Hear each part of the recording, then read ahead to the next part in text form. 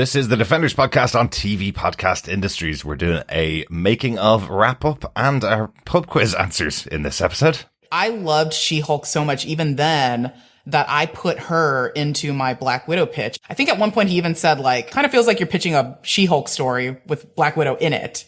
And I said, guilty. So when I didn't get that job, my parting shot to them was, if you ever do She-Hulk, you better call me. Because if you don't, I will come back and burn this building to the ground. And then Kevin makes the announcement that they're going to do She-Hulk as a series. And I'm furious because I look at my phone. I'm like, I don't have any missed calls from Marvel Studios. I told them what would happen. And my fiance was, of course, like, chill out, dude. And then literally the next day I got a call, from Marvel to see if I wanted to pitch on She-Hulk. And of course I was like, I think I heard something about an announcement.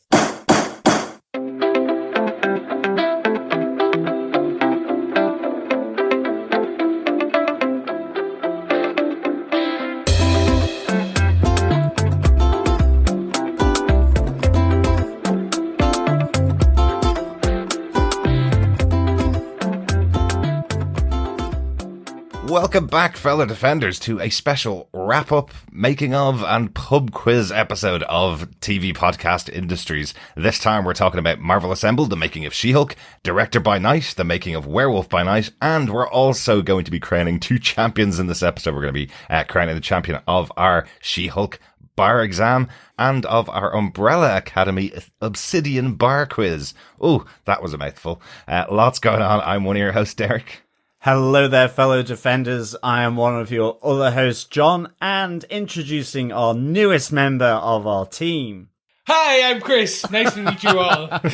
He's back. Yay! Welcome back, Chris. Yes, thank you. I have been summoned back from my banishment of in the mirror universe or in one of the multiversal kind of. I was in 616 and then I was in 1022 and now I'm back in Ireland. Yeah, Ireland's its own universe in the multiverse of the MCU, by the way.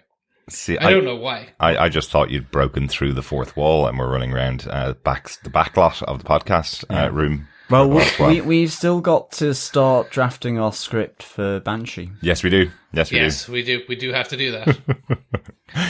Yes, fellow Defenders, welcome back. If you missed that, the proposal that we've come up with to make our names big in the MCU is that we're going to be writing the script for the Irish character Banshee. That seems to be the way this works, doesn't it? Well, yeah. Unfortunately, as these documentaries tell us, there's a lot more work goes into becoming a writer-director for Marvel than just having a basic idea and happening to be from the country. So we will be breaking right into it as we go through our discussions about the making of these two Marvel shows. Yeah, we just need a Grammy, an Emmy, an Academy Award, and a few other things just kind of thrown in. Emmy? A Tony. What's the Grammy for? Michael Giacchino.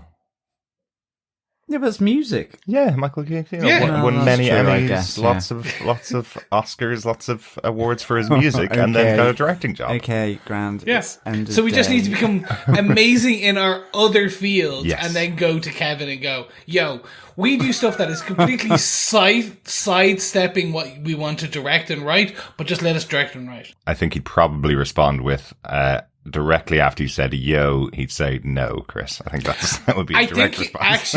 I think he'd actually go, yo, and he'd go, who the hell are you and how'd you get in my room? Exactly. That would probably be more. I would also like to add, I am amazing in what I do at the moment. It's just there's no relationship to, yes, I guess writing a script for a movie. That's very true. But if you're joining us for the first time, welcome along to our very weird discussion at the moment. We don't normally go this weird at the start of a podcast. If you do want to subscribe to the podcast, you can pop on over to tvpodcastindustries.com where we have lots of ways to subscribe to our podcast. We cover tons and tons of shows. At the moment, mostly Marvel, but we're on a bit of a break from Marvel at the moment because She-Hulk has just finished, and Guardians of the Galaxy, the holiday special, is coming out in a couple of weeks' time. So in between that break, we usually do a wrap-up of our of the previous show as well. But if you want to catch up on all the stuff we've covered, pop on over to tvpodcastindustries.com. You can also send in any feedback to us on any of the shows that we're covering by emailing us to feedback@tvpodcastindustries.com, or join us over on Facebook at facebook.com/groups/tvpodcastindustries. We are on Twitter while it still lasts. You can catch us there at TV Pod Industries, or go over to Instagram. It's probably going to last a little longer. We are TV Podcast Industries over there as well. Hopefully we'll hear from you. But guys, let's jump into our discussion of, firstly, let's go with Marvel Assembled, the making of She-Hulk. So once again, with the Assemble documentaries, a kind of a behind the scenes look at the making of the show. These are, we've said before, these have mostly interviews with the cast and crew, usually quite lighthearted, not usually that in depth. I want to jump into my marvelous moment, number one for this episode, which is really, we did get a pretty deep discussion about the CGI involved in creating this character of She-Hulk for the show. And this, a 9-episode series where your central character is fully CGI'd throughout the show, and kind of the challenges that they talked about there. I thought that was a really interesting discussion. Yeah, this was really cool. Like, the different sets they had, where like they had one where they set up with a volume, they had the other where it was just kind of like the more on location styled kind of different variations to keep her, like Tatiana, in kind of in where she was supposed to be. Plus, then they had her other stunt double, the actual 6'7" woman, 6'4" woman, and Malia, then, 6'7". Yep. Yes. And then just the how they went through it all. I did not note. I should have copped it from my years of playing video games, but because She-Hulk has long flowing hair, that was one of the most hardest parts for them. And it was only that after I watched the making of it, I went, okay, do you know what? I'm just going to jump back really quickly. And they animated a lot of individual hair strands. It wasn't just like, here's a big clump of hair and put it on and it all moves as one. Yeah. Like, they had the little flicks at the bottom. Yeah. Very interesting. It's one of those interesting ones. And we don't normally talk about the kind of crap that's spoken on the internet when these shows are on. You always find people that are going to complain about stuff. But it was such a massive, ambitious task to have your central character in a show like this, and a weekly half-hour comedy, effectively, being a CGI created character. Yeah. The way they talked about it, as you said, Chris, they have their two different versions of the setup, which is an optical setup where all of the filming is being done in one location. It takes a long time to set up, but it gets a great version of the character. So that's what's used for video games, for example. When God of War is done, or when Uncharted's filmed, they film it in this way. It's all set up perfectly. You calibrate everything looks great. And then they have the other version of it, which is the inertial version of it, which they use in motion when there's loads of other people around, or when they're just filming on the street effectively for a couple of minutes, or for a couple of scenes. And that stuff is much less precise. And the amount of moaning that went on about how terrible the CGI was when they were using, for some of the setups, the best possible technology available in the world. And the reason why it looks different from certain scenes to other scenes is because they are pushing the technology to its absolute biggest degree, really. Yeah. They're pushing it to the furthest they can get, so they can still deal with the drama and the comedy of a real television show. It's not just a tech demo here. It's about showing that they can have this character at the center of it, which I just thought was a really interesting part of the documentary. But I loved how this all set up as well, in terms of the initial production, the brainstorming, I guess, how were they going to do the show? That, were they going to do it Bill Bixby, Lou Ferrigno style, like we got in the series as well, but decided on this CGI? And you've mentioned kind of that high tech stuff, but even just, having the stunt double, as Chris has said, to do certain scenes. I love that they animated certain transformations or transitions on camera, like the one with it going from Tatiana to She-Hulk effectively, and that was ripening strawberries was the inspiration for that kind of the way that transition took place. I thought that was really interesting. And then seeing like with all the shots, you know, certainly with Ruffalo and Tatiana, just with all the dots on the face, the head mounted cameras sort of doing their thing, but then also the prosthetic add-ons that they use where you've just got Ruffalo with a prosthetic forearm banging on his bar. So I thought this was one of the best sort of take-throughs of CGI of any of them. And yes, it's because the central character, the title character, is CGI, but I mean, there's certainly plenty of CGI going on in the others, even if it's just, you know, sort of much more subtle. 100%. So, I really kind of enjoyed this part of it. That, along with just Jessica Gao basically saying how her Black Widow pitch had quite a lot of She-Hulk in it, and they should consider her for a She-Hulk series, or she would burn Marvel to the ground. Loved it. Love Jessica Gao here. You can tell her passion and how much fun she brought to the show. I loved her talking about, you know, the idea that they wanted to have a comedian. The person has to have, you know, years worth of experience in stand-up, years worth of experience as a comedy actress. And the proposal that was given to her was, how about we bring in Tatiana Maslany, who's done 7 seasons of a drama show? And it worked out brilliantly. Tatiana Maslany slid into that role of and was able to deliver the comedy really well for the series. I thought that was another great moment from her. Anything else from the behind the scenes, Chris, for She-Hulk that stood out to you about the people behind the camera? Yeah, no, the biggest one for me was just the discussion, i.e. the kind of, my marvelous moment was really that they were going to do the standard Marvel Fair ending initially. And that just midway kind of through was the decision was like, this is not working. We need something different. It's just not sitting right. And they went through different iterations, and then they spoke to Kevin. So again, we are seeing how much of a hand Kevin Feige has in these things. He is similar to Dave Filoni and Jon Favreau from the Star Wars now. They are, well, you could actually even say Kathleen Kennedy. Yeah. But like, close definitely like, they have their fingers in these and are steering this ship at times. And it was interesting to see and hear about when they kind of went, well, what does she do? She breaks the fourth wall. Okay. Well, they had already incorporated that. Well, why doesn't she come into the real world? And you're like, oh, okay, that brings it into these bigger discussions. And for me, that was just, it was good to see because that ending for me was still one of the freshest, and I don't mean kind of right, but it was just unique. It was such a breath of fresh air, which this whole show was. But if they had have kind of kept with that very standard, similar powered people fighting CGI fest, slugfest for 15 minutes at the end of or 10 minutes or 5 minutes at the end of that season, we all would have gone, grand, yeah, fine.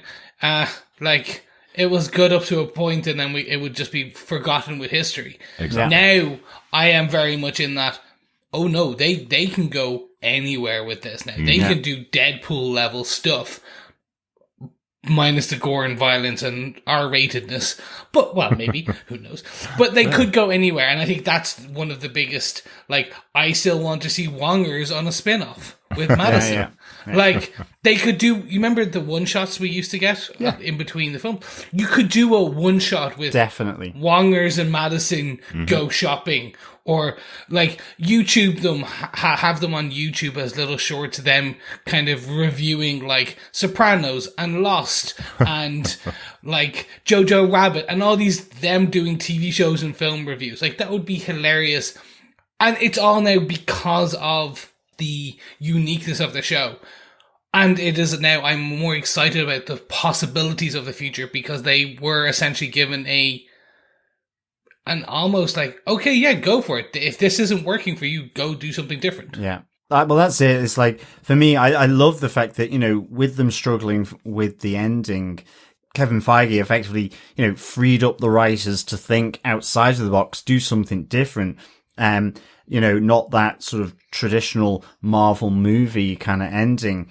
And even though, because, you know, part of the joke was that that's what it was building to, and then you have the break, And I love the fact that even just doing that initial setup, and just referring back to what we were saying about the CGI, is that there were 4 CGI characters in that scene, which was really, really challenging, really big kind of production element, and with the post-production. So, because you had Todd Hulk, the Hulk, She-Hulk, as well as Abomination. So, like, even though that was the riff and initial setup for the breaking of the fourth wall, it still required all that CGI character work, which I thought was good. And finally on this, they really do need to bring back one-shots, because like yourself, Chris, I want to see Wongers and Madison in a one-shot, because it wasn't that such a great way of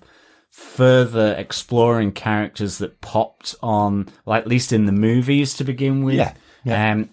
And which ultimately led, at least with Peggy Carter's one shot, to her having a 3-season show. Absolutely, and some would argue that there was the one shot with Agent Coulson led to Agents of Shield as well. We had that after his first appearance in Thor. He had that going into Avengers, and then Agents of Shield. So one shots are massive things. Of course, now having the TV series on Disney Plus gives them the ability to expand and look at different characters in different ways. So we could just see an appearance of Wongers, as we're saying, of those two characters together in another show on Disney Plus now in the future. That could be the way they'll do it. So they may not create 3-minute shorts anymore, but we absolutely could have the appearance of those characters. Benedict Wong seems to absolutely love his time appearing in shows, and I think if you asked him to appear in any of the Marvel shows, he'll pop up. I think he just walks around in his Wong costume at all times. He just wants to meet everybody in the cast of the MCU. And that was kind of the other half of the show. The first half was, everybody behind the scenes, from directors and writers, saying how much they were involved in the project. And then the main cast, of course. And then the second half of the show was talking about all the people that came on board throughout the series. Lots of day players, as Tatiana Maslany called them, people that were in for an episode here and there, which was interesting. But I will say that's the part that I think there was just a bit too much of. Yes. It's almost half an hour of that. And it's probably because with a 9-episode show where there were at least 3 or 4 different new characters every episode, everybody was getting a moment to talk to camera, and it just felt like there was just a lot of that there. And I'd still like to have a bit more of the making of with these documentaries. I always prefer the behind the scenes stuff rather than having the actors talk. But definitely, the one standout, again, just like in the show, was Patty Guggenheim, who played Madison. I think she just comes across hilarious again in front of the camera when she's being interviewed. They talk about the fact that she plays drunk really well, and she goes, well, I've been practicing my whole life for this role. Which I thought was really good fun. So yes, you are, I agree with both of you. I'd love to see more of her with Wong again in the future, but I think we might get it as a little 3-minute throwaway in a future show. They did drop one potential tidbit, which is Donnie Blaze's real name is not Donnie Blaze. That's right. Yeah. And I was like, no, you're not going to say his name was actually Johnny and he changed it to Donnie. Like, it's going to be like something like that. And I was like, or Donald Blake. Like, something very silly. Yeah. But anyway, that was an interesting one. Though, look, I'm in agreement with you. Like, that started when they brought Mr. Immortal, when they brought the individual, every single kind of big player. They brought Matt, which was great. We got to see Charlie Cox. Not going to complain, but it took a large chunk of it for me. It did. Absolutely. Speaking of Charlie Cox, Chris, we haven't said this to you. Do you know he's working out in Dublin at the moment? He's been filming over in Ireland for the last while. He's working out in Swords, which is about 5 minutes from our house. Should we go? So you're going so you're going to the gym every week, right? I haven't gone to the gym in my life. I'm now stalking a gym in Swords. We've joined a gym. Yes, you're not working out, but you're in the gym all the time. We're working out our eyeballs. Look left, look right, look up, look down. But again, great to see Charlie Cox here, and some, it's really good to see how he was trying to bring them into his family that he created in from the Netflix time in Marvel, and how they were bringing him into this comedy show, which he hadn't done within the MCU before. I thought that was really good fun as well. Yeah. I mean, I quite liked seeing all the cast. I think it's one of those things where it's a curse and a blessing. I mean, I thought it was really good that they kind of gave everyone their moment a bit. I mean, I just think it could have been done with, sprinkled throughout this, rather than it kind of being this segment where they just sort of, like dominoes, they just tick off the next one. But I was really pleased that they gave everyone that little bit of time, because there were a lot of those, with it being episodic, there were a lot of those sort of one episode characters. Like, I mean, I was really pleased they brought Leapfrog in. Like, the guy who played Leapfrog was just like so excited about it. And rightly so. It was a brilliant episode. I loved Leapfrog in it. Yeah. Having Madison and Donny Blaze, but even like with Runa, the mischievous elf from Asgard, and Mr. Immortal. But I think, the one part I thought that, because I think it just connected to the writing, to the characters, that was really good, was them talking about Tim Roth coming in, where they actually mentioned that he added a depth and complexity to Emil Blonsky, that maybe they hadn't written. I mean, that they were saying that they'd written him much more straight-laced and simple, whereas by the end of it, Tim Roth had kind of brought this whole notion, which really worked in the show, because we were saying, is he the bad guy ultimately? That he brought this depth and complexity where you didn't quite trust him, even though he was saying all the right stuff. And I thought that was really good, because I mean, I loved Tim Roth in this. I've always loved Tim Roth, back from Reservoir Dogs, ultimately. Yeah. And so I was just really chuffed to see him there, and just doing some of his lines as well, at his retreat. Absolutely. I love the description they gave him as being, he's somewhere between embarrassing, pretentious, and villainous. Yeah, exactly. I think, in fact, throughout the conversations we had on the show, and some of the feedback that we got in from our wonderful fellow defenders, I think we had about 3 or 4 people going, I don't trust Tim Roth. Why would you trust Tim Roth? You never trust Tim Roth, so he does bring that to his character. So, really enjoyed that. And he played with that element of it, I guess. Exactly. But I think some of the highlights for me was both Titania not realizing that she was going to have 6 months of stunt work ahead of her, which I thought was funny. That's good. I really liked sort of seeing DJ Wong on set, sort of bringing the party.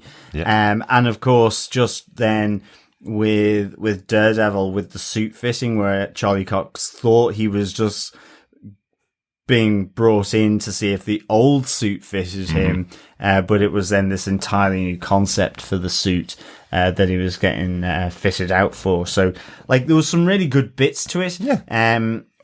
But I think you're right. It's kind of like it somehow needs to be connected with the making of, which I thought certainly the Tim Roth element and Daredevil element was certainly. But it was either just they were too short and didn't go enough into detail, or, again, it's whether some of the Marvel Assembled is about having these pieces that ultimately can be done for promotion at the start, Do you know, I'll come back to what we always have said, when you're doing commentary on an episode of a show, you can get into those specific details, but when you're doing a wrap up at the end of the series, it does have to look a bit different, because I think all of this stuff is really interesting, fun information, but as you say, because it's a minute of each individual actor, back to back to back to back to back, it feels like it's overloaded with in this section anyway, overloaded with just sound bites, as opposed to something that could have been released after each individual episode where they've had their interviews.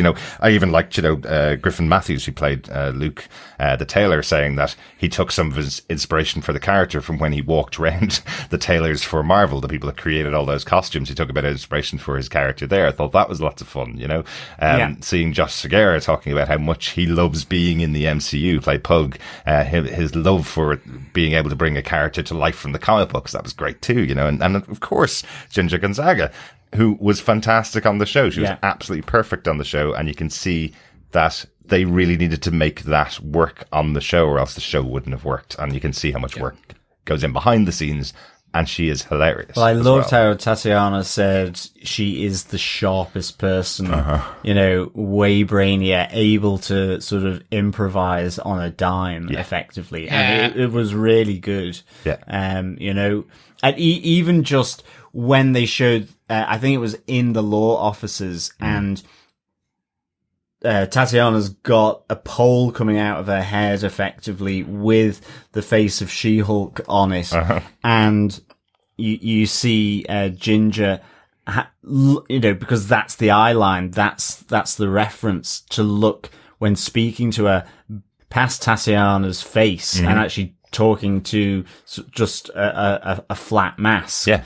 And I was just there going, if I was there, I would still be looking at Tatiana, because it's just that discipline of looking beyond the person. Yeah, but it's also that really in good. that scene she's delivering 5 different ad libs for the director to use. She's calling multiple jokes out over and over again while making the eye line every single time as well. Like that's acting, of course, but she's hilarious. She's really good fun. Yeah. Chris, anything else that you thought stood out to you about the cast or crew? An actual standout was we didn't get a discussion on the ending. In that, like, the post-credit, where we see that Matt and Jennifer are together or dating or something, and we see Hulk come back with his son. Yeah. Going into this, I was like, oh, they don't have to tell me where the Hulks are going to appear next, because that's never going to happen. Yeah. Although we now have post-October, multiple rumors of World War Hulk, a movie which is going to be very interesting, since Hulk rights are tied up very strangely. Yeah. But crossed. also, just really, like, why they thought to bring Scar in. Was this, like, one of those interesting, like, hey, you need to write a scene where you're going to be able to bring in the Hulk's son, or something like that. I was just hoping for a bit more in kind of return after the 1 or 2 day player, kind of interviews, to jump back into the writers and why they did X or Y, things like that. We just didn't get that. And that's one thing I keep missing out on a lot of these assembled pieces, which is just, I'd love to know more about the script, the writing process, where you drew inspiration. Yeah. We got a taste of it when she started talking about why she chose the fourth wall breaking, because it was all in the comic books. And when she was pitching, when she had to come back and pitch, she went to her husband's house and read through all his old original 80s. Well, that's 87 it. That's it. But even the fact that actually the first 4 episodes had mid-credit scenes, like what was the choice behind that, let alone just the final one? Because I guess the reason they don't go too much into that is because that's the intriguing, salivating nugget that's left behind for when Scar appears in another show. I'm guessing, but nonetheless they made a conscious choice for at least the first 3-4 episodes to have a mid-credit scene on that episode, but we don't know why. I mean, do you know? Yeah. So I think that would have been really, really good. Just to, again, that's part of the making of why they just made those choices, why they thought this was good. Why did it stop then from the end of the 4th episode? So those kind of little sort of nuances in the making of, I think, would really help the making of. Exactly. Yeah, it'd be really interesting. But I do think they do have that challenge with these assembled documentaries. They're not as in depth as documentaries. They tend to have pieces, pull them together, moments with the cast on the set as they're coming in and out for their day on set, and then assemble it at the end at the end of the series. It's definitely we have never had a moment where they tell you what's going to happen in the future of the MCU or going to happen in the future of a series. We don't have a season 2 confirmed, and we don't have a next appearance confirmed for She-Hulk, if there ever is one. So they're not going to tell you what's going on in their minds in case they want to choose a different path for that. But there would have been a great addition, definitely. Yeah. We have a little bit of feedback on She-Hulk from our fellow defenders, and of course we have our She-Hulk bar exam to get to. But any final thoughts on Marvel Assembled, the making of She-Hulk? I have two. One, Kevin had a hat. Of course, yes. I loved that. I love the fact that also Kevin Feige said that would be stupid if he had a hat, and then so they worked it so it looked like he had a hat. I thought that was nice. I loved all the drawings of alternative KVIN, which everything from a massive robot, square robot with a cap sitting on its head. I love that. I really enjoyed that part of the making of She-Hulk. And the other thing, it was actually really good to hear from Mark Ruffalo, as he said himself, he's been this character for the last 10 years. And it was kind of how open he was to bring in the comedy and do that side of it in this very different context, but also being really open with Tatiana in terms of, I guess, the Hulk as a character, so that she can play off it, contrast in terms of how her Hulk is, all that. So I really enjoyed seeing Mark Ruffalo here, just having that bit of a moment, because sometimes it's not that I feel sorry for Mark Ruffalo, but in a sense, he has this character where it can't be the main part of the MCU movie because of the rights issue. Exactly. And he's such a good actor. I've loved him in so many other things. And I just thought that whole little segment with the two of them was just really shows what a good, genuine guy Ruffalo is. Absolutely. For me. And I liked how, he's willing to do, this whole new kind of direction of the comedy angle for this show. So I thought that was good as well. Yeah, absolutely. Nothing else from myself, just kind of enjoyed what was the beginning, and then kind of the rest of the marketing was interesting and fun, but kind of overall just, it was a fair to good assembled. Yes. Yeah, absolutely. Yeah, actually, that's a good point, Chris. Yeah, we've been a bit hard on the other assembles that we've seen throughout the Marvel TV shows. Some of them very light, some of them have just been press junkets. I'd say this one is slightly more interesting to me because they have the whole discussion on the CGI and how it was done. Yes, I thought that in itself felt quite in depth as a part of the documentary. So good stuff. Right, let's pop on over some feedback on She-Hulk. We have a couple of pieces that came in after the finale. Starting off with an email that we got into feedback at TV Podcast Industries from Lord Elric, who says, "Greetings, guys. I found you way back when you were doing Wheel of Time and loved your content and banter. It took me this long to catch up, not every single episode, and to finally comment on a show that I'm watching along with you. I loved She-Hulk and had a lot of fun watching and listening to your responses. The finale intro was so awesome. Love the Incredible Hulk homage. Watched as a kid. The ending was not what I was expecting, but nothing in this show is typical, which was her message and meta ending. I loved how much fun this finale and show was, and look forward to a second season. Or a cameo on Daredevil, maybe? By the way, does the Hulk have a son? Thanks again. You guys are great, and I will be watching all the shows I love and watch. Keep up with the great content. If you had pullmeapint.com, I might just tip a glass with you. Lord Elric." Very good, Lord Elric. Referencing our buymeacoffee.com, where you can support TV Podcast Industries. So pullmeapint.com /TVPI, coming soon. Yes. Well, you could just buy me a coffee and we'll just add the We'll just buy a whiskey to pint make with it it anyway. Irish. There you go. We'll Irish up the coffee. There you Well, go. the price that pints are going at the moment, we should really get that IP. Very true. Very true. Good stuff. Great to have you on board of this, Lord Elric. And great that you've been catching up since Wheel of Time. We're going to be back with Wheel of Time next year when it returns to Prime Video. Yeah, excellent Yes. stuff. Lord Elric, really glad you've enjoyed listening along to us, certainly on Wheel of Time, because I think the first few was just Chris and myself. So I think that was pressure at the time, doing that without the producer slash, dictator with us. That's the one. So, it was, glad you found us through Wheel of Time for sure, because I can't Yes. wait to do season 2. Yes.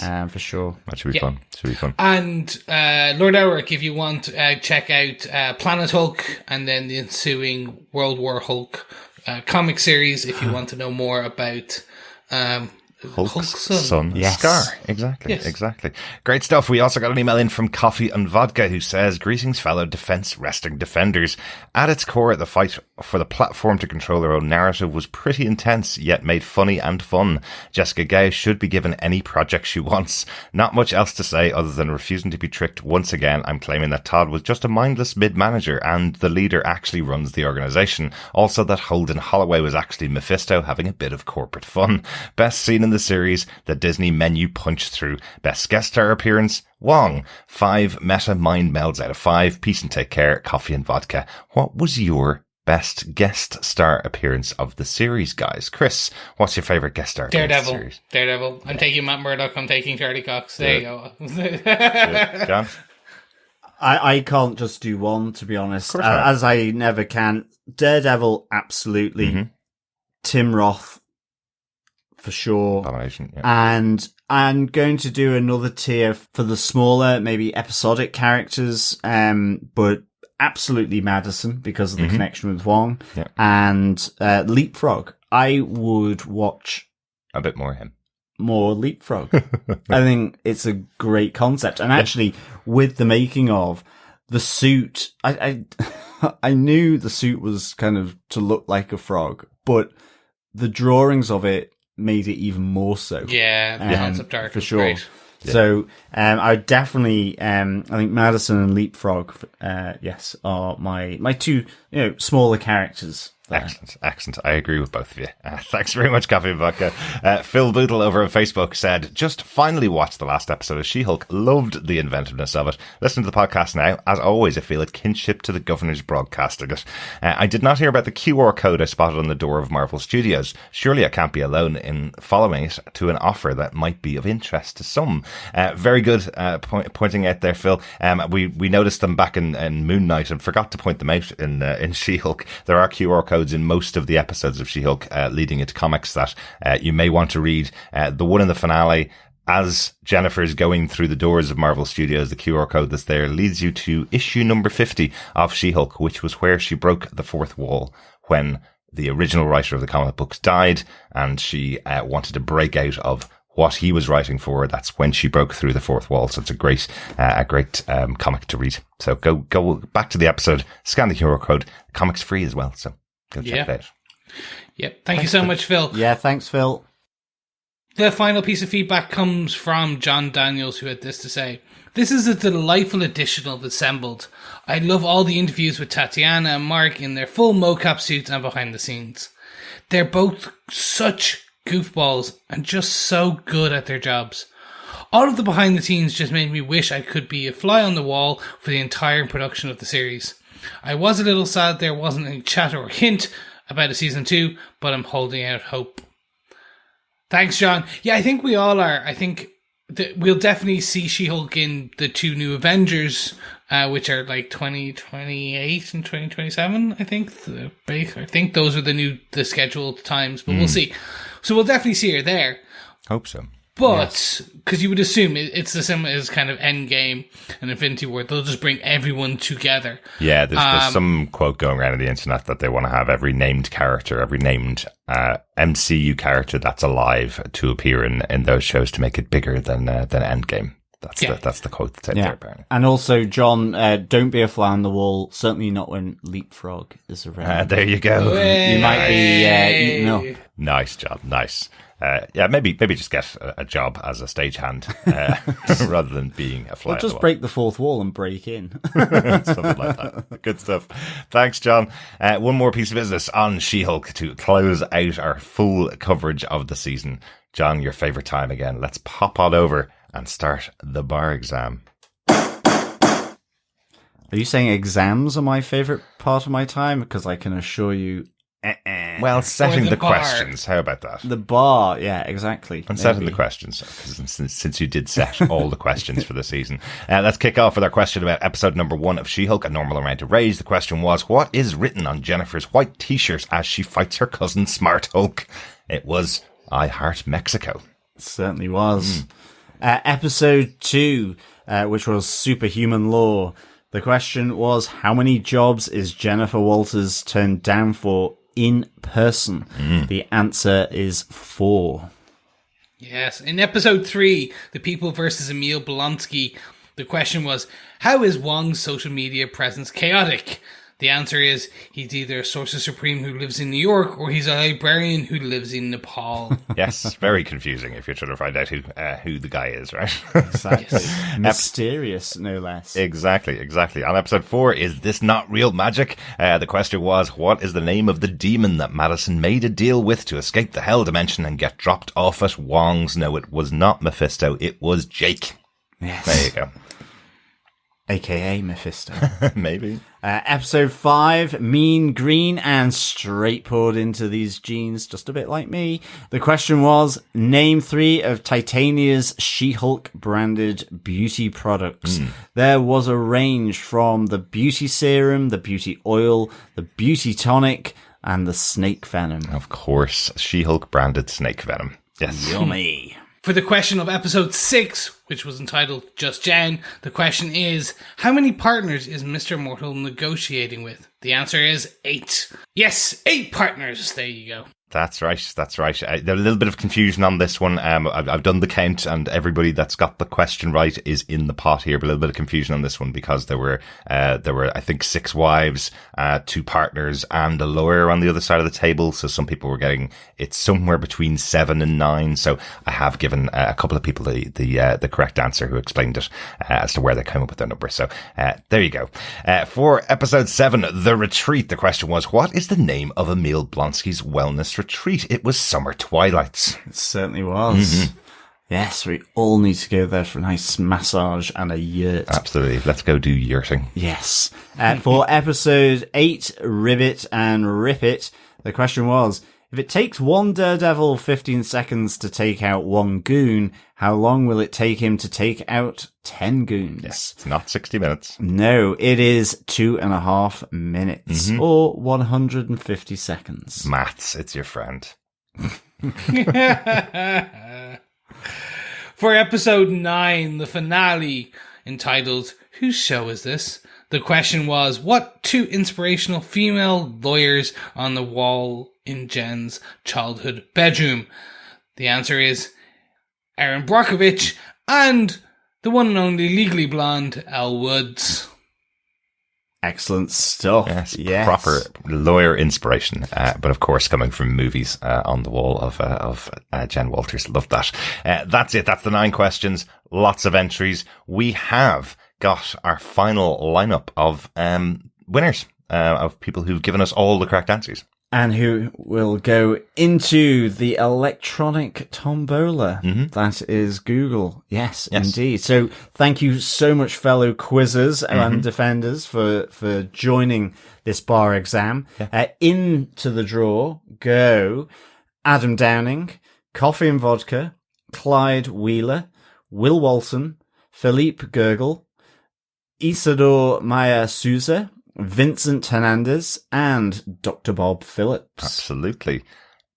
And the goodies that you're up with a chance of getting your hands on are either She-Hulk comic books or She-Hulk Funko Pops. I'll be in contact with the winner. Ask which one you like, because I know some people aren't big fans of Funko Pops and some people don't read comic books. So I'm going to give you the option. You tell me which one you want and they'll be winging their way to you as soon as I can order them. So there are 8 people in there. So Chris, give us a number between 1 and 8, right? Chris. Yes. Chris, would you turn on the electric tombola and get us a number between 1 and 8? Yes. Hey Google, randomly choose a number between 1 and 8. 7. 7. And with that drum roll, the winner of the She-Hulk bar exam is Vincent Hernandez. Well done, Vincent. Yes, well done, Vincent. We will be in contact, as Derek said, to see which of the choices you would like for your prize. But congratulations, Vincent, on being the winner of the She-Hulk bar exam. And of course, to everyone who wrote in with the answers to the questions. It's really great involvement from our fellow defenders and fellow quizzers. Absolutely. Hope you had a lot of fun entering the bar exam. Yes. Yeah. Good stuff. Thanks again to everybody who sent us in feedback throughout the season as well for She-Hulk. That was a lot of fun hearing all your thoughts about how much was going on in each of the She-Hulk episodes. Great fun. Just a reminder, as always, the episodes of TV Podcast Industries are brought to you by our supporters over on Patreon, including Carola Clark. Thanks so much for all the support we're getting over on Patreon as well. Yeah, thanks so much, Carola. Yes, thank you so much. It does mean so much to us because we do this for a bit of fun.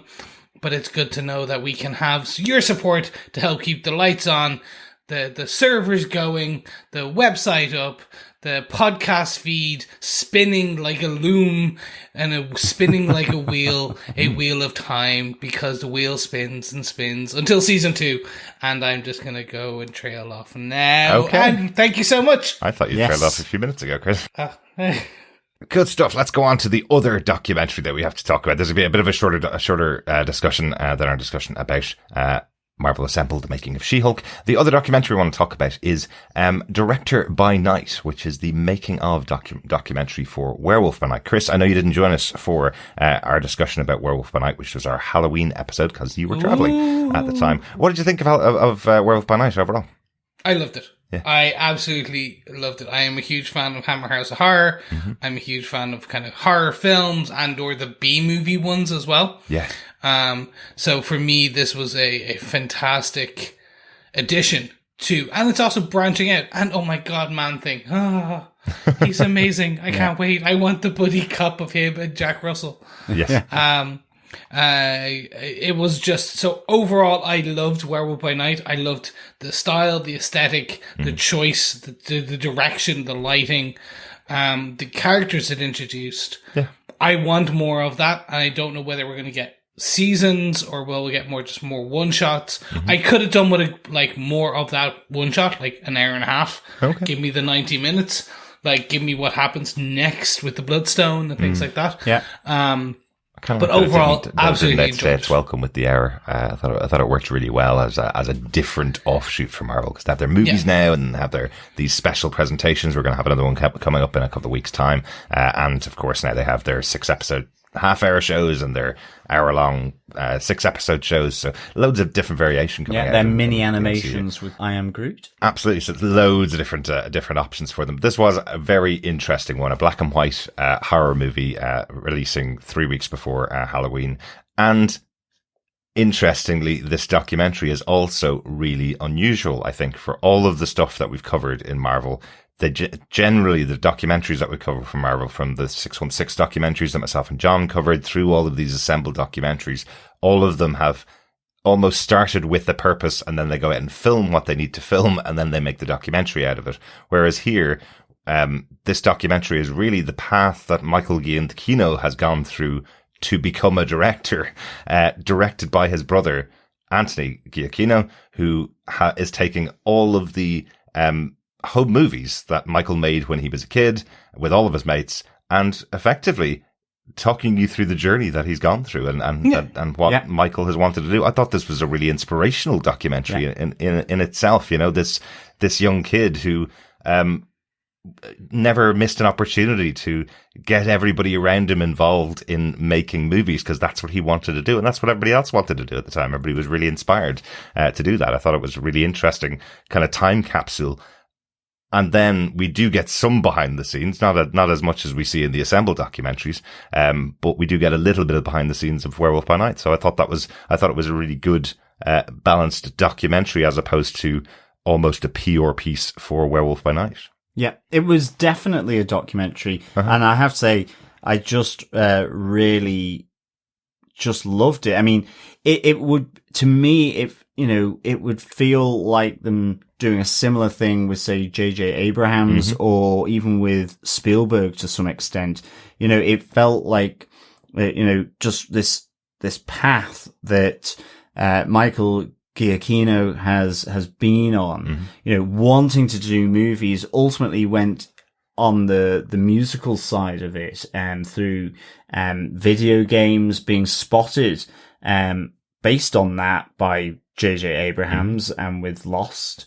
And so I thought this was great. I mean, for me, the two primary reasons was just, I went on a nostalgic sugar rush with it, quite frankly. Yeah. I mean, absolutely. I just was happy watching it, seeing these kids sort of just playing and messing, but, you know, then realizing the amount of time that it took Michael, you know, when he was talking about scratching the film in order to get the laser bolts on the film and for that to move. So having to do that, you know, kind of almost an imprecise stop motion on the reel of film. I love the fact that they played this in the auditorium of their school as well, a number of them, of which that school auditorium is like massive. I'm like going, yeah, we had nothing like that. I mean, that's like a proper theatre. I mean, we had a hall, do you know? Yeah. We should put chairs out to watch stage plays. And even, you know, this was like a full on like theatre. And so I was like, again, just thinking of like US schools doing things bigger, better, and certainly with more money than what I experienced. But I did like the fact that when they all come back and visit the school, they're looking at them going, these are the exact same chairs we had here almost 40 years ago. The exact same floor is here. The exact same walls probably got painted, but it's all exactly the same. So while it is incredible to have an auditorium that size in the school, it's not like they updated it even once in the 30 years, which I thought was quite an interesting point they made. I really enjoyed that, you know, they did the stage plays that were done by the school as well. And, you know, a lot of these... That's where they all met. These friends met in that way. Yeah. I loved the reunion at the end again. So for me, this was really felt like a nostalgic sugar rush. It was almost like when went to the cinema to watch Super 8, actually, you know, the movie by J.J. Abrams. But it was a good movie. Yeah, it really was. And again, it was just like that whole feel of just the late 70s, 80s, and this kind of, even like real cinema had this homemade quality to it in some respects. You know, obviously a lot more advanced, but you know, when you look at it now compared to the CGI, like we've just been talking about in She-Hulk, you know, it was just at a different stage in its development. So I loved all this. But like the point is, I suppose this is the first generation that came after the big Star Wars blockbuster boom. Yeah. This was, you know, this is the kids that were, you know, 5 and 8 years old when Star Wars came out, and when Spielberg was really in his prime. You can see them doing, you know, a version of E.T. You can see them doing a version of Star Wars, of course, with Indiana Jones and Indiana Jones. Yeah, you can see all that stuff being inspirations for them, and that's that generation where the directors, the people behind the scenes of those movies, are saying effectively, I just had to wing it because nobody else was able to do it. So these kids are trying to wing it the same way. And now it's led to Michael Giacchino, now 30 years on, being able to direct an MCU movie. Absolutely. How about you, Chris? Yeah. I enjoyed this. It was unique. It was a different take on what we usually get as an assembled. This is the polar opposite of the marketing kind of side. This is a documentary about Michael, not about again his journey. And there's a bit kind of, they do sprinkle in some, i.e. the kind of the monster, his first viewing of like the monsters, the heads, the props. Yeah, but it's not the prop. It's his reaction to the prop and Kevin's reaction to the prop. This is like, for me, this is the polar opposite of what we get on the marketing side. Yes. And I'm like, God, just give me somewhere in the middle. Just bring you now have me on both sides. I'm like, just come on, like, you're so close here, people. You kind of corrected so much. You went into a documentary, which, by the way, is interesting, is really fun to watch. I was enthralled watching this man's journey for the 5 months that they did it. And I will say, this isn't an assembled, just by the way, this is not an assembled. No. This is simply Director by Night is the name of this documentary. It's not an assembled. So, but it is with all the other assembled in the category. Because that's how I found it, because it's been out a while. Yeah. So I enjoyed what they kind of showed. For me, it was just kind of like, okay, but why was, when he told Kevin, he was like, I want Werewolf by Night, because I was always into these, the slightly weirder kind of comic books, the offshoots, and he got into Werewolf by Night, and he said to Kevin, that's what I want. He didn't go into further detail about why he loved that character, kind of who is Jack Russell. Because that's the thing. A lot of people probably don't know Werewolf by Night that much. Absolutely. Hardly anybody does. Yeah. I think we're unusual in the fact that we kind of know Werewolf by Night, because that's where Moon Knight made his first appearance. Yeah. So we've all had connections with that character, really mostly through Moon Knight.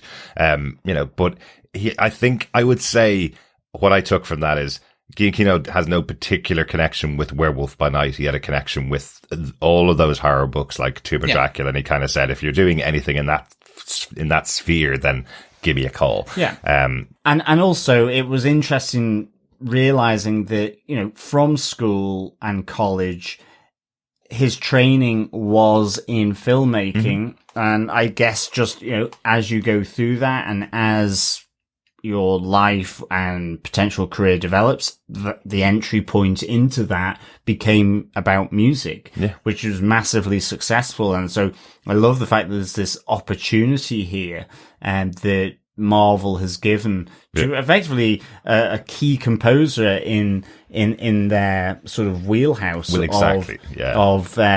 of different movie scores, like Doctor Strange, like the opening sort of Marvel Studios sort of hurrah, I guess, all of that. So I thought that was really kind of nice, because the other side of this that I really, really enjoyed was just the whole family aspect as well. I mean, firstly, that his brother Anthony was directing this, and also just the moment where Anthony gives sort of a 1-page resume for his mum to read out, to see how it read and what she thought. And it mentions him composing the recent Batman, and she's like, is Batman in the Marvel universe? And he's like, no, that's DC. And she's like, oh, okay. I know, I love her face, because that is the face of a mother who's been told that multiple times over the years. Who's been told, it's not Marvel, it's DC, Mom. How could you get this wrong? She just has that face where she goes, or she just gets really embarrassed by the fact that she should have gotten that right. Or she's been told many times that she shouldn't have got it right. It doesn't matter. It doesn't matter if she got it wrong. It's just a lovely face. I fell in love with his parents. Yes, absolutely. I love how respectful they are of his career in composing, because they understand it.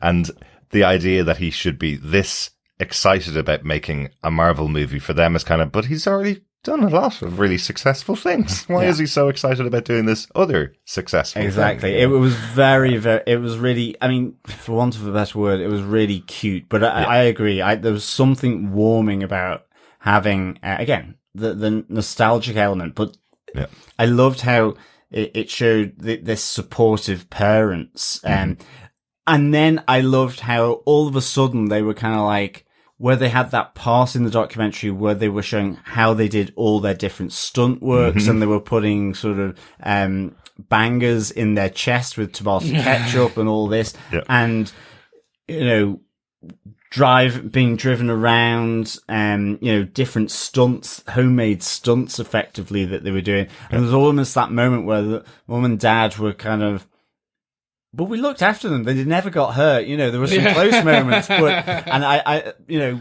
we weren't bad parents. You know, I just really thought, I guess, you know, in the era where it was no mobile phones, you couldn't be tracked or whatever, you went off and did your thing. And it's like, all of a sudden, the first thing your parents would ever hear about anything is if you were being dragged back to the door by a neighbor or whoever, you know, by the ear. So I just loved that kind of, that side of it as well, because, you know, some of the stunt stuff that they were doing, it was just really good. I mean, even the one where one of the kids borrowed a sword that was in his mum's house on the wall.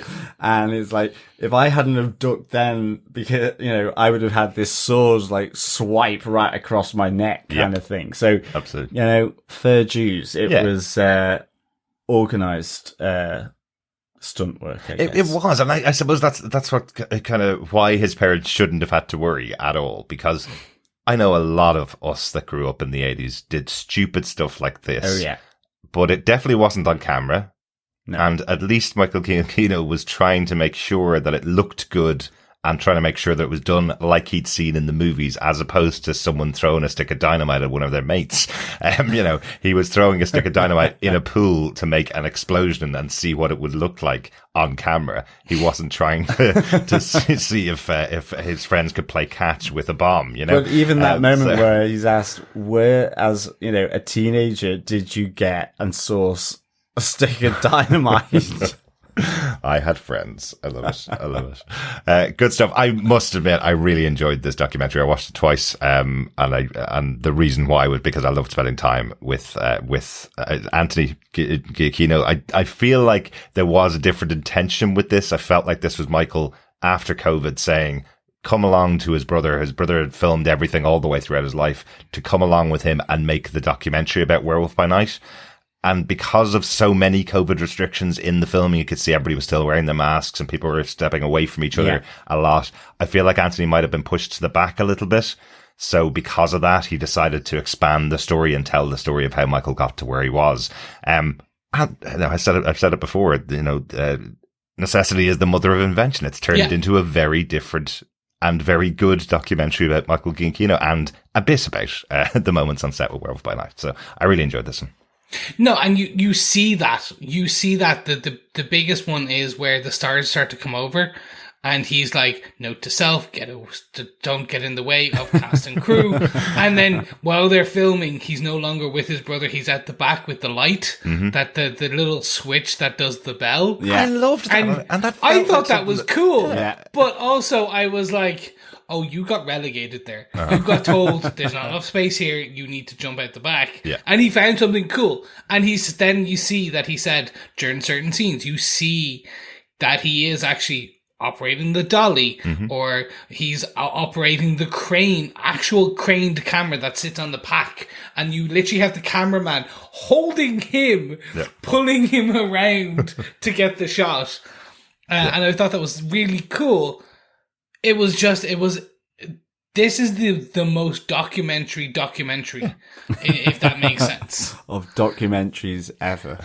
Well, no, I'm not going that far. That is a different thing. But this was the most, where we have a lot of the other ones are making ofs or promotional kind of snippets, PR smashed together. This was a documentary about the director by night and day and a couple of months. Yeah. Absolutely. Any last thoughts on Directed by Night? Not really. Just I just love the whole ethos and feel of this. Yeah. And you mentioned it already. I did love the reenactment of their movie with the kids coming back, doing the reunion at the end at their school, and some of them saying their lines back like they'd said 35 years before, and I thought that was a lovely little touch to close out this documentary.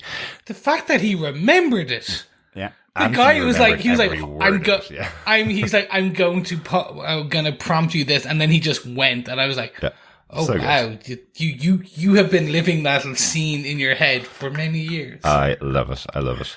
But wouldn't you, if you had an Oscar-winning mate that directed you in a movie, you'd probably be at home watching that movie going, it could have been me. Could have been me. Brilliant stuff. That's the end of our documentary part of the podcast. We are going to move away from Marvel, and we are going to finally yes, announce the winners of our Obsidian Bar quiz, the Umbrella Academy quiz, which was a lot more difficult than our Marvel quiz. It was. I wasn't allowed to give as many hints as I'm able to do on Marvel, on the Marvel shows. We had 9 episodes, only half an hour long for She-Hulk, so a lot less was happening in the episodes to pull out questions. So we don't have as many people in the draw for the Umbrella Academy. So congratulations to those of you who have made it through the draw. Let's kick off with our first question, and there may be spoilers here for any of you who haven't finished Umbrella Academy Season 3. If you're not going to join us for the Answer to the Bar quiz, thanks for joining us for our discussion about these 2 documentaries on Marvel. Absolutely. Yes, thank you so much. But should we get into the question and answers? Let's kick off with question 1 for Season 3, Episode 1 of Umbrella Academy, Meet the Family. Question 1 was, how many sandwiches does Lester Pocket pack in his case as he prepares for his journey?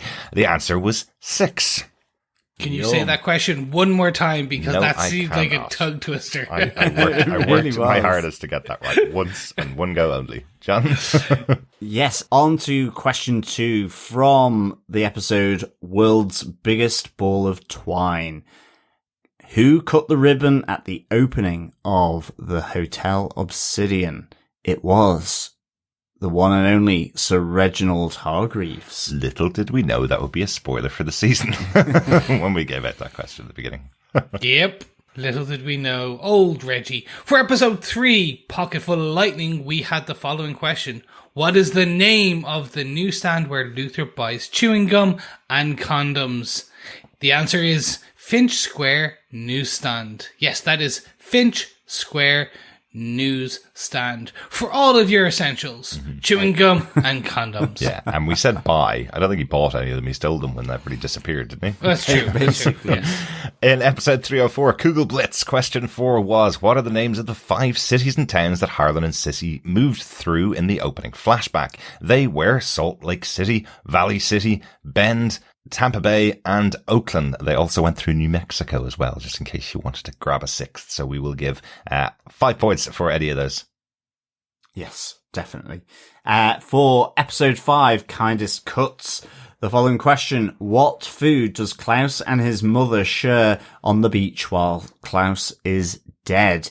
It is menudo. Very good. Ew. For episode 6, Marigold, question 6. What is Stanley's favourite snack combination or last meal? The answer is a slushy and a Slim Jim. Yes, slushy and a Slim Jim. Classic combination. All your basic vitamins and minerals in there. And sugars. For episode 307 of We Design, question 7 was, how many dead bodies do Herb and Dot make their way past to get to Leela at the Infinite Switchboard in 1953? They made their way past 3 bodies. 3 bodies. For episode 8, Wedding at the End of the World. What is the dress code for Luther and Sloane's wedding? It is black tie. Seems like a really obvious answer to that question. And whether you'd watched the episode or not, you probably would have assumed black tie for a wedding, right? It was an easy one, but if you think of what the Umbrella Academy is, it could have been anything. It could have been fishbowl and astronauts. Yes. It could have been. For episode number 9, 7 Bells, we had the question, in the grand tradition of the legend of 7, the Norse had 7 of what?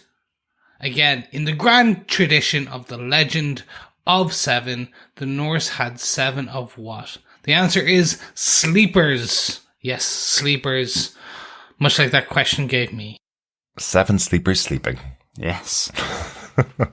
And the final question for Umbrella Academy Season 3 for Episode 10, Oblivion. The question was, who are the members of the 3 groups sent off by Reggie to explore the Hotel Oblivion for the sigil? The answer was, Group 1 was Alison, Victor and Number 5. Group 2 was Diego and Leela. Group 3 was Sloane and Ben. There you go. Those were the 3 groups that went off. We were doing so well, of course. Technical issues now as we are about to announce the winner of the Umbrella Academy Obsidian Bar quiz. So Chris isn't here, just myself and John. We're going to do the draw for the winner of the Umbrella Academy quiz. Well done to Clover, Dr. Bob, Phillips, Victor Von Doom and Brandy Anderson, who all got the questions correct. Yes. Well done. Absolutely. Well done, fellow alumni and quizzers. Absolutely. Lots of very difficult questions there. 10 questions, lots of different answers. So well done to all of you for getting all the answers correct. Yes. Okay, I'll try this one, John, I think. Yes. Fire away in the electronic tombola. That is Google. Hey, Google, give me a random number between 1 and 4. 2. Well done, Dr. Bob Phillips. Yes. Congratulations, Dr. Bob. For winning the Umbrella Academy Obsidian Bar Quiz. Yes, and just like with the She-Hulk Attorney at Law bar exam, I'll be in contact with you to ask whether you want some Umbrella Academy comic books, some collected graphic novels, or some Funko Pops from Umbrella Academy. Well done, Dr. Bob. Thanks to everybody for entering. That was really good. Absolutely. And yes, those will be winging their way to you very soon. Yeah, thanks so much, fellow quizzers and alumni, for taking part in the pub quiz. It was a tough one this time. It was. Technical issues resolved. So back to myself, John, and Chris for the rest of the podcast. Want to absolutely say a huge thank you to Dr. Bob, who, along with each question for the Umbrella Academy, gave us a new cocktail for each of the 10 episodes for the show, and they are fantastic. I've tasted 1 or 2 of them. Yes, we have been working our way through the adult slushies, I guess. Well, yes. I didn't get any. You haven't been home and you haven't been over to our house for cocktail night, Chris. So, it's true. Yeah. It is true on many We levels. will do cocktail night. Yay! I get to get messed up. And thanks again to everybody who's listened along with us for this episode of TV Podcast Industries. We said it will be back next time in Marvel with the Guardians of the Galaxy Holiday Special, which is coming out on November 25th, so not long to wait. The Holiday Special, Christmas Special, a month before Christmas, of course, because Marvel like to do that. Yes, and next week will be the final episode from our coverage of DC's Pennyworth, the origins of Batman's butler. That's right. I hate that subtitle, but hey, it's got Batman in it. Easy to find on HBO Max. We have also recently covered Black Panther. Chris, I know, is going along to see that in the cinema tomorrow, so we're not going to spoil anything for him on that, but you can find our coverage of Black Panther over on TV Podcast Industries. I'm going to give a big shout out here because the embargo has lifted and we can say that we've seen the first 3 episodes of the new Willow series available on Disney+. You'll be able to get those first 3 episodes at the end of the month on the 30th of November.